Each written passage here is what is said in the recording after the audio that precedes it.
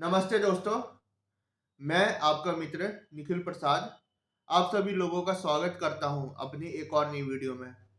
तो दोस्तों, आज की वीडियो बहुत ही ज़्यादा इम्पोर्टेंट और इंटरेस्टिंग होने वाली है और आज इस वीडियो में मैं एक बहुत ही महत्वपूर्ण विषय पर आप लोग के साथ चर्चा करने जा रहा हूं।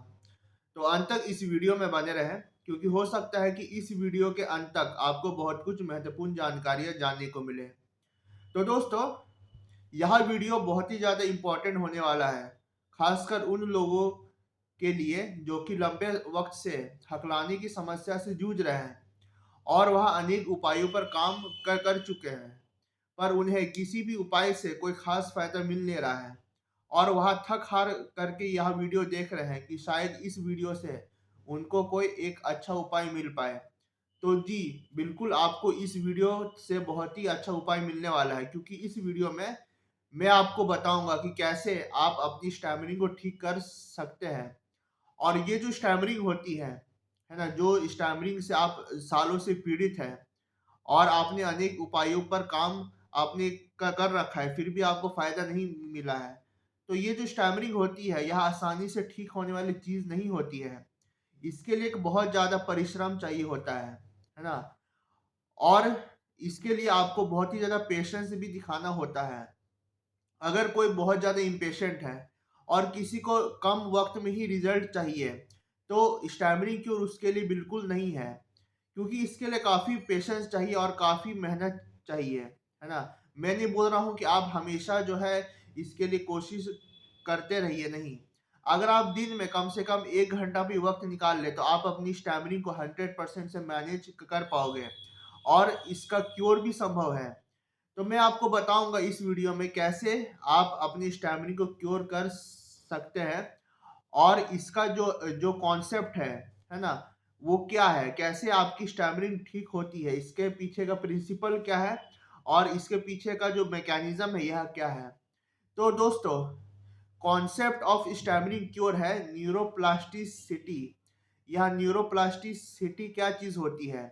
देखिए, पहले आपको यह समझना होगा कि जो हमारी स्टैमरिंग होती है, यह एक न्यूरोलॉजिकल कंडीशन होती है, ठीक है?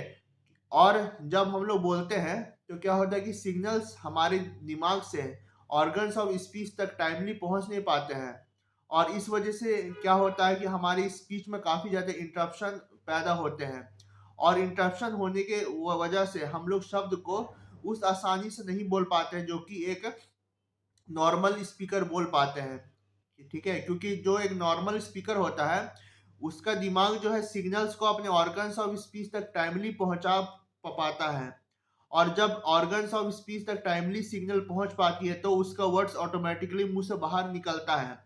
पर एक हकलाने वाले के केस में यह बिल्कुल नहीं हो पाता है।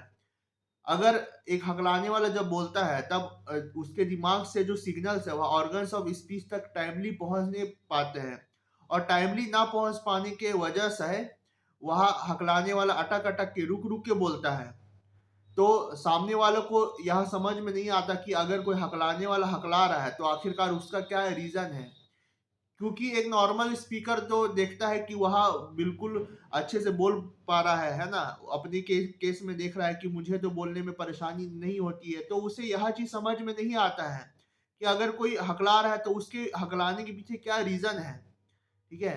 क्योंकि एक नॉर्मल स्पीकर के केस में क्या होता है कि वह आसानी से बोल पाता है, उसके दिमाग से सिग्नल्स ऑर्गन्स ऑफ स्पीच तक पहुँच पाते हैं और जैसे ही सिग्नल पहुँचते वैसे वह शब्द का उच्चारण करके उस शब्द को बाहर निकालता है और जब वह देखता है कि कोई हकला हकला के बात कर रहा है, रुक रुक के बोल रहा है, तो उसे बिल्कुल भी इसका अंदाजा मिल नहीं पाता है कि आखिरकार उसके साथ ऐसा क्यों हो रहा है, ठीक है? तो यह रीजन है कि सिग्नल्स हमारे ऑर्गन्स ऑफ स्पीच तक टाइमली नहीं पहुंच पाते हैं, ठीक है? और ड्यू टू बैड न्यूरोलॉजी, है ना, due to incorrect wiring of our brain, हमारी स्पीच बहुत ही ज़्यादा जो है स्टैमरिंग के साथ बाहर निकलती है। तो मैं इसका उपाय बताऊंगा कि आप न्यूरोप्लास्टिसिटी प्रिंसिपल के हेल्प से कैसे आप जो है इसको ठीक कर सकते हैं। तो दोस्तों, जैसा कि मैंने बताया कि यह एक न्यूरोलॉजिकल कंडीशन होती है। आप बचपन से ही उस पैटर्न में बोल रहे हैं, हकला हकला के अटक अटक के बोल रहे हैं, तो यह एक हैबिचुअल चीज बन गई आपके लिए, है ना। अगर आप बाहर जा रहे हैं और कुछ भी बोल रहे हैं तो automatically due to habit formation वह चीज आपके मुंह से अटक अटक के बाहर निकल रही है, ठीक है। तो ये जो अटकना है आपका, ये न्यूरोलॉजिकल तो है ही, साथ ही साथ यह हैबिचुअल भी हो चुकी है, क्योंकि आप बचपन से ही जो है इस पैटर्न में बोलते आ रहे हैं, है ना। तो जब आप एडल्टहुड में पहुंच चुके हैं तो फिर भी आपके साथ वही हो रहा है कि आप जो है उसी पैटर्न में बोले जा रहे हैं, और उसी पैटर्न में बोलते क्या होगा कि आपका आपके दिमाग की वायरिंग ही ऐसी बन गई है कि आप अगर कुछ भी बोलोगे तो हकला हकला के ही वो बोलोगे, और इसमें आपका कोई दोष नहीं है, ठीक है। क्योंकि यह सालों से आपके अंदर यह इनबिल्ट हो चुकी है कि आप कभी भी कहीं भी अगर बोलोगे तो हकला हकला के रुक रुक के ही बोलोगे, ठीक है। तो ये आपकी एक न्यूरोलॉजिकल वायरिंग बन चुकी है, जो कि आपके लिए आपके लिए एक दिन में बदल पाना बिल्कुल असंभव है, ठीक है। यह एक ऐसी चीज है जो कि ना आप दवाई खा करके ठीक कर सकते हैं, और ना एक हफ्ते में आप ठीक कर सकते हैं। इसके लिए आपको जो है कड़ी मेहनत करनी पड़ेगी, और आपको continuous on A daily basis इस पर वर्क करते रहना पड़ेगा।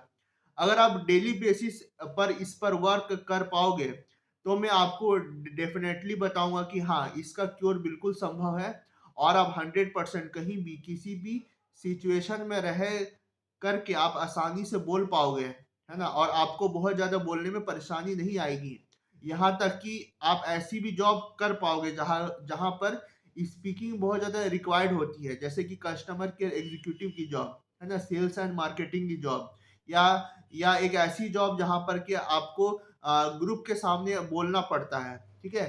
तो आपको स्पीकिंग में कोई भी दिक्कत नहीं आएगी, और आप किसी भी तरीके से किसी भी जॉब को आप कर पाओगे, है ना। क्योंकि हमें पता है कि हमारे डे टू डे लाइफ में जो है कम्युनिकेशन बहुत ही ज्यादा एसेंशियल है, और अगर हम लोग इसी पैटर्न में बोलते रहें तो हम लोग इसी पैटर्न में बोलते चले जाएंगे, और हमारा बोलने का पैटर्न बिल्कुल भी चेंज नहीं होगा।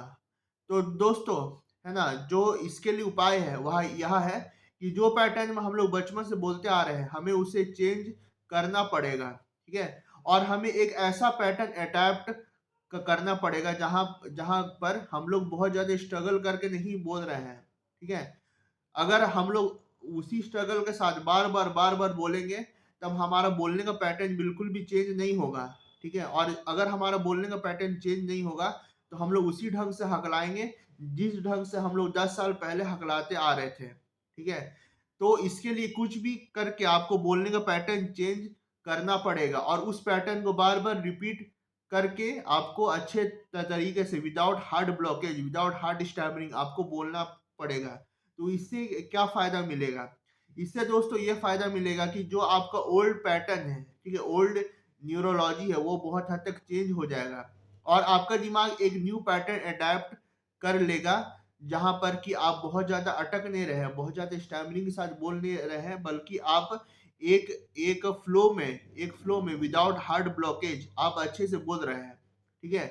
तो अगर आप इसकी अभ्यास अगर आप डेली बेसिस पर कर रहे हैं, ठीक है, जैसे कि न्यूज़पेपर पढ़ना, लोगों के सामने बोलना, ठीक है, कॉल प्रैक्टिस करते हुए आप टेक्निक यूज करके अगर बात कर रहे हो, है ना, ऑन अ डेली बेसिस, तो इस प्रैक्टिस से क्या होगा कि आपका बोलने का पैटर्न बहुत हद तक चेंज आएगा, है ना। मैंने अपने यूट्यूब चैनल में बहुत सारे ऐसे अभ्यास बताए हैं जिसको करके आपको बहुत ज़्यादा फायदा मिलेगा, जैसे कि बुक रीडिंग एक्सरसाइज, है ना। बुक रीडिंग एक्सरसाइज अगर आप करते हैं तो क्या होगा कि आपका बोलने का पैटर्न बहुत हद तक चेंज आएगा।